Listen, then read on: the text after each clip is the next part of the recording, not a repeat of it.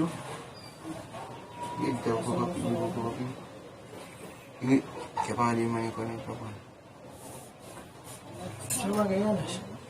Abay sabo?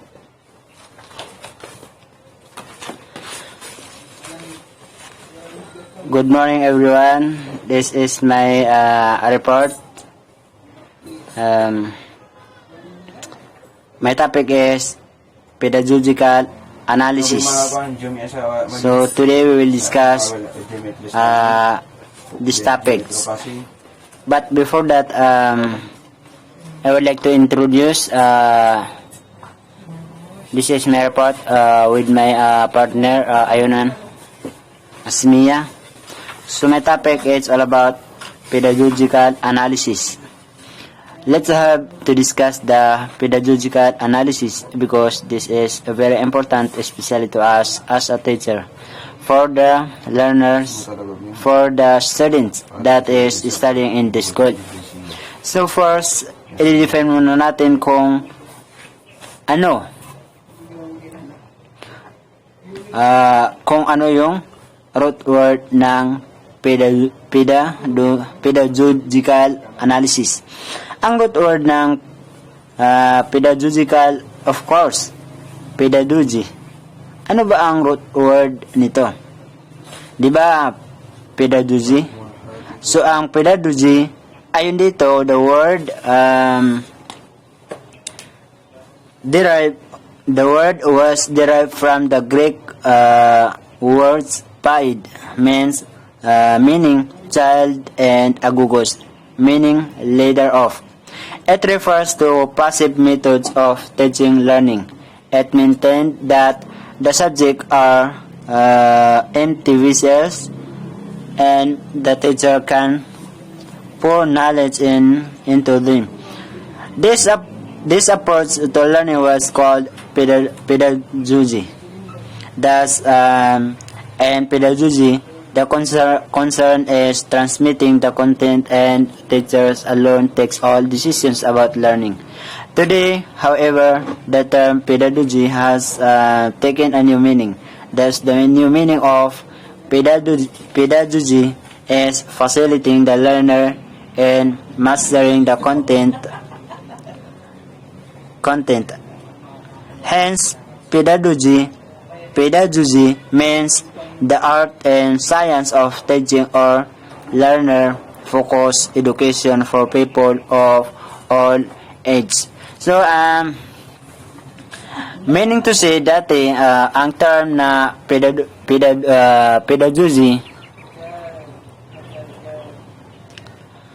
ay ginagamit nila usually, nare-refer nila, or ang focus dito is yung mga bata. So meaning to say, ginagawa nila ng another definition kung baga ginagamit nila itong pedagogy na word, legends at meaning para magkaroon ng bagong ibig sabihin or bagong meaning itong pedagogy, which is facilitating the learning and mastering the content. Ginagamit ang pedagogy bilang facilitate or for example assist sa mga learner upang ma-master ang content or kung ano man yung mga topic, subject or curriculum. So did you get it or you understand? Okay, proceed. So let us proceed. So, pedagogical analysis. So first, we have to identify these three terms of, or let's see, three questions. Why to teach? This includes the aims or learning outcomes. What to teach? Bakit ka magtuturo? So, bakit ka nagtuturo? So, ibig sabihin, i-state mo or ibibigay mo yung learning outcomes mo or yung aims mo or pwede nating masabing objective mo kung bakit ka nagtuturo. So, why to teach? Sunod, what to teach. What to teach? Siyempre, kung ano naman ang ituturo mo, of course, kung ano man ang ituturo mo, siyempre, yun yung content, yun yung concepts. Ano pa ba ang ituturo natin? So, how to teach? Kung paano ka magtuturo. So, ito na yung mga approaches through teaching. Ito na yung mga way, mga paraan kung paano or sa anong paraan mo ituturo or matututo ang mga bata. So, nasa sayo yan as a teacher.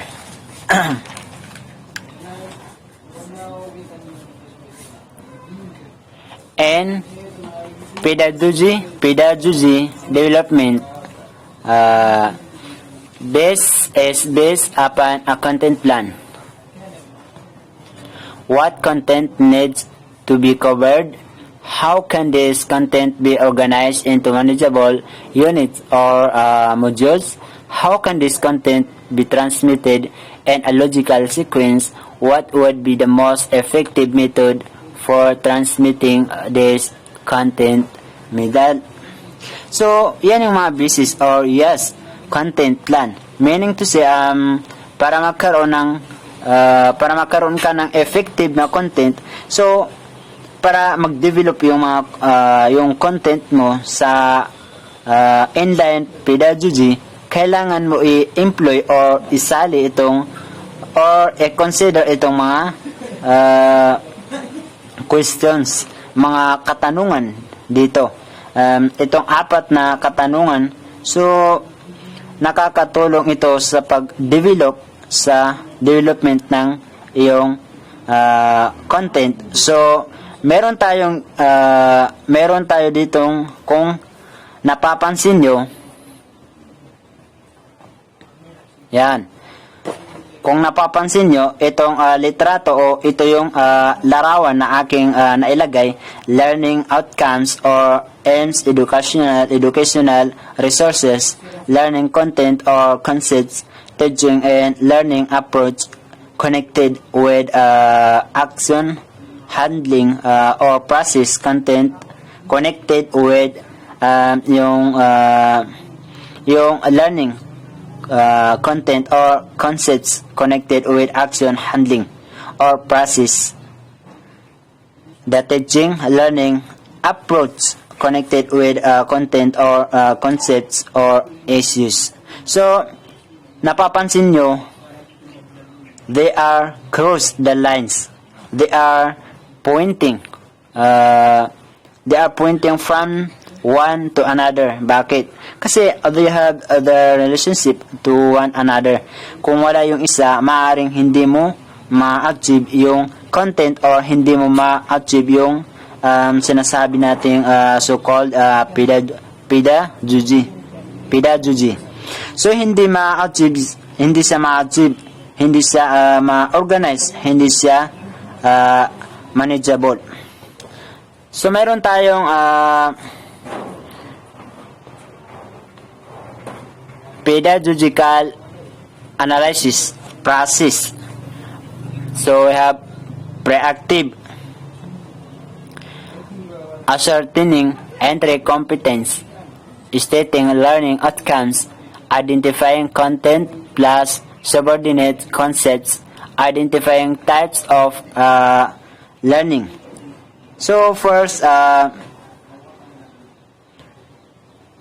i-discuss natin yung pre-active. Ano ba tong pre-active na to? According dito,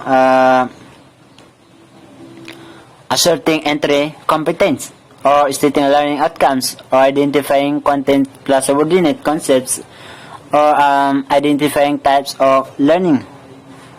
So, pre-active, so ibig sabihin from the word pre, bago. So, before maging active, so ibig sabihin, hindi pa siya totally nasa kalagitnaan ng action. So, meaning to say, before siya ginawa or before siya ginagawa, kinakailangan mo na ng preparation. So, ano yung mga preparation dito? Ito yun. Asserting asserting entry competence. So you are asserting, meaning to say, stating learning outcomes. So meaning, hinahanap mo muna kung ano yung mga magagandang contents. Gina-identify mo na kung anong types learning ba ang kailangan mong i-employ, or meaning magkakaroon ka na muna ng preparation bago ka magkakandak ng activity. So yun,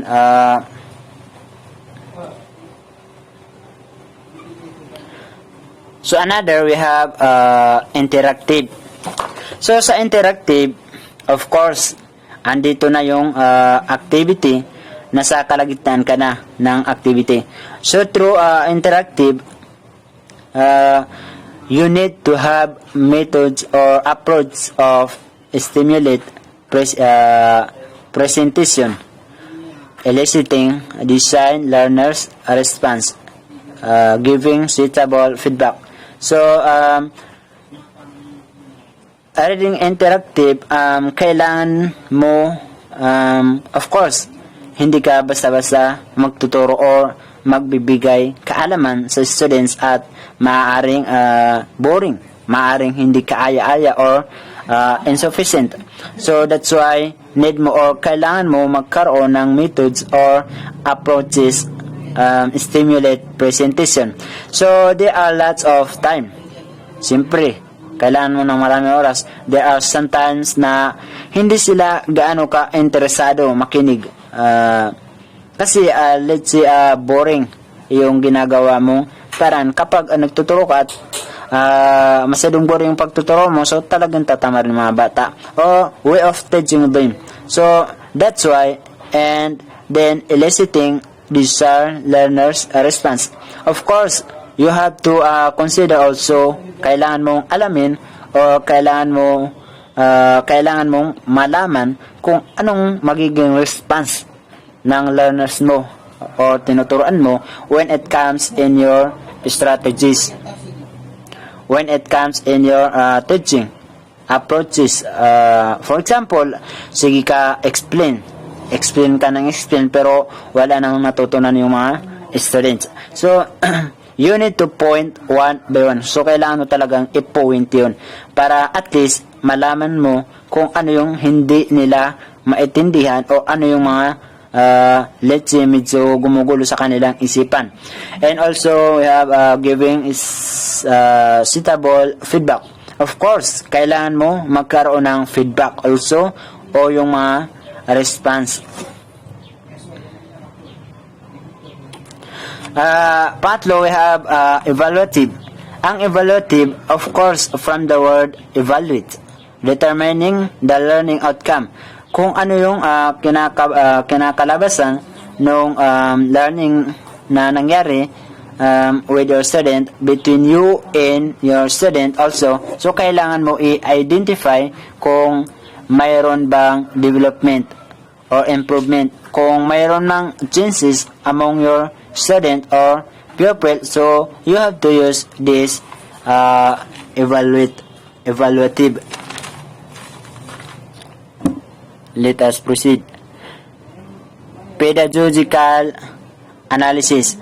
And we have also here yung pang-apat, pre-active stage. With pre-active stage and structure of subject, analysis of curriculum, analysis of syllabus, comparison of syllabus and textbook, units in the textbooks, content analysis. So sa pre-active strategies, ito stage naman to siya. So sa pre-active stage, kailangan mong magkaroon ng structure of the subject.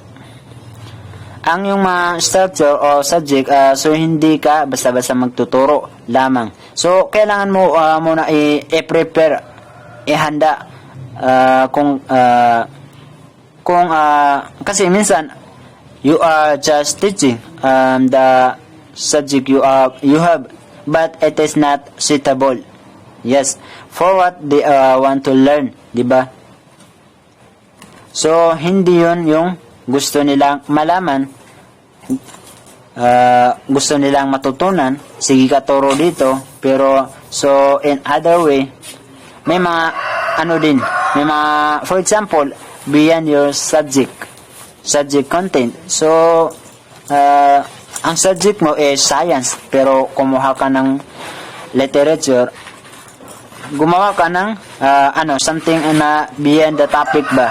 So meaning to say lumayo ka na. So kailangan magkaroon ka ng structure of the subject in advance before going the teaching or learning approaches. And analysis curriculum, you have to analyze the curriculum also before going there. Analysis of syllable, ganun pa din. Kailangan mo magkaroon ng kailangan mo i-analyze yung syllables na binigay sa'yo. And yung comparison of syllable and textbook, yung comparison, yun yung pagkakaiba ng syllables. Ito is mga learning materials. Ito siya. So yun you need in the textbook. You also needs to identify before going to the activity. I-identify mo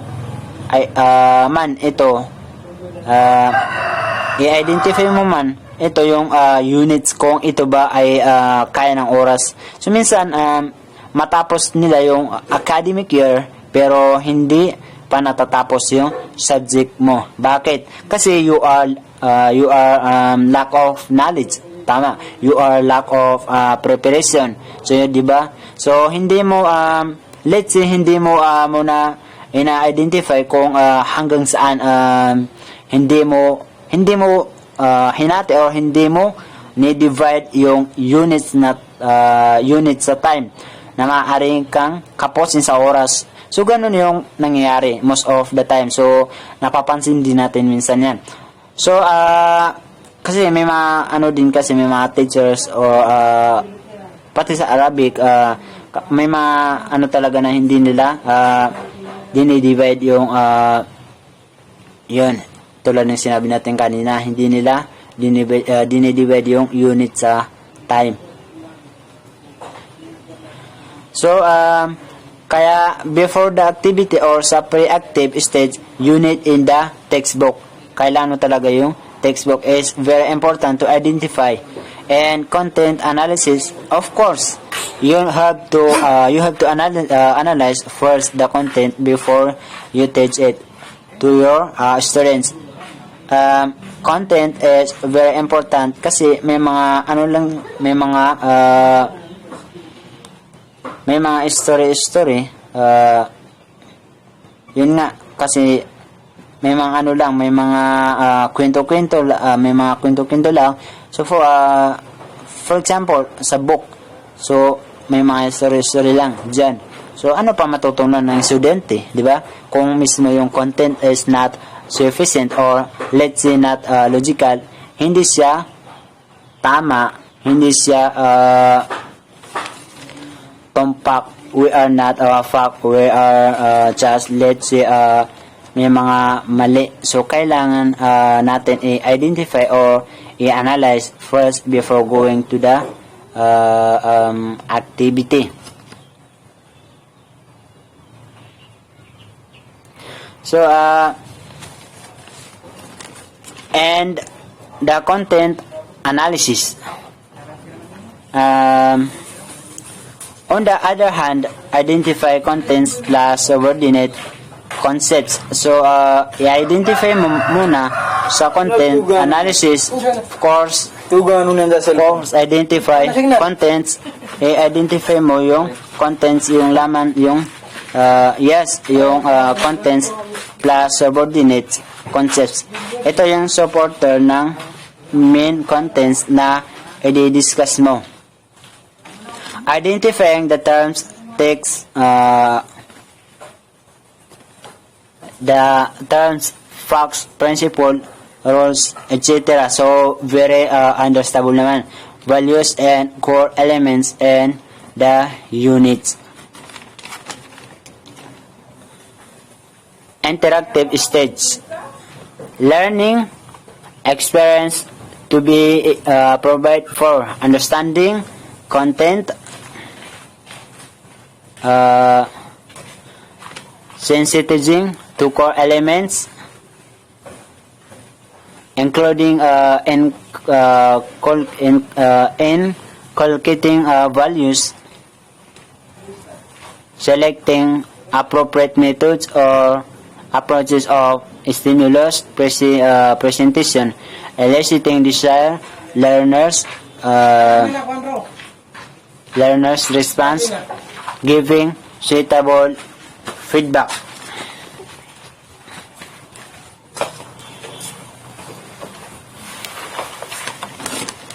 Moving on, living outcomes. Mag-proceed tayo sa learning outcomes aims through pedagogical analysis. A student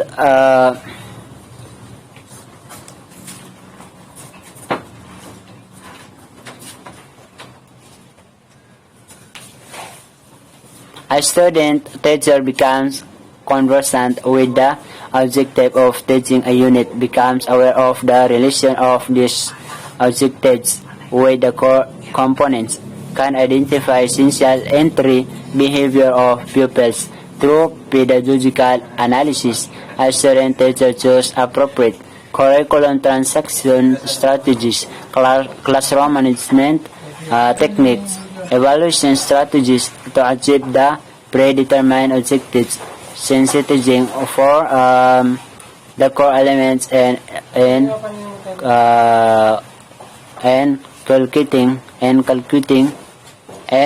calculating values. As an essential part of the training of teachers, a thoughtful integration of mastery of subject matter insight gained through pedagogical analysis and the foundation course for classroom instruction will improve the quality of education. So accordingly, student teachers, so meaning to say mga student na they act as a teacher or let's say a future teacher. So because conversants, so meaning they are aware of the relation of this objective of the core components conversant. Ang meaning ng conversant, mapag-usap. So in Tagalog, mapag-usap. They can have they are likely to have conversation or dialogue conversation. So pag sa conversant mapag-usap, so kumbaga sanay na sila, they are practice to talk with the other people, conversants. So sanay na sila na nakikipag-usap sa iba through face to face. So through pedagogical analysis, a student teacher chooses appropriate first curriculum transaction strategies, classroom management techniques, evaluation strategies to achieve the predetermined objectives, sensitizing for the core elements and including values. As an essential part of the training of teachers, a thoughtful integration of master of subject matter insight gained through pedagogical analysis and the foundation courses for classroom instruction will improve the quality of education. So through pedagogical analysis, the future teacher or tayong students as a future teacher must know the curriculum transaction. I will have to choose the curriculum transaction strategies, kung paano makipag-contraction. Ito yung mga strategies na kailangan natin matutunan, malaman. Classroom management. So, we need to know this classroom management. Sekreto. Kung paano magkaroon ng manageable. Yes, na classroom organized na organized or classroom parang ganyan. Evaluation strategies to achieve the predetermined objective. Evaluation strategies kung ito very understandable as an essential part of the training of the teachers. Of course, magkaroon ng din tayo ng mastery sa ating subject matter. And then mga pananaw or insight na natutunan natin sa pamamagitan ng pedagogical analysis and also sa ating foundation na ating kinuha for classroom instruction will provide the quality of education. So meaning once na ma-adapt natin or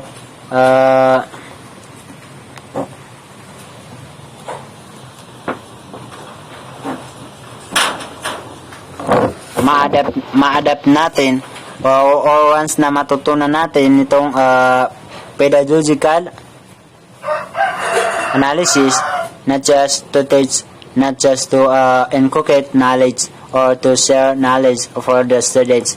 Hindi lamang mga estudyante yung nakikinabang, hindi lamang tayo, kundi na-improve din natin or napagpapatibay natin yung magandang kalidad ng education na meron tayo sa ating sariling bansa. So hanggang dito lang yung report ko at yung continuous nito ay ipapapatuloy ni Asmia Ayunan, my partner. So maraming salamat sa pakikinig sa aking report. That's all for today. Good afternoon, class.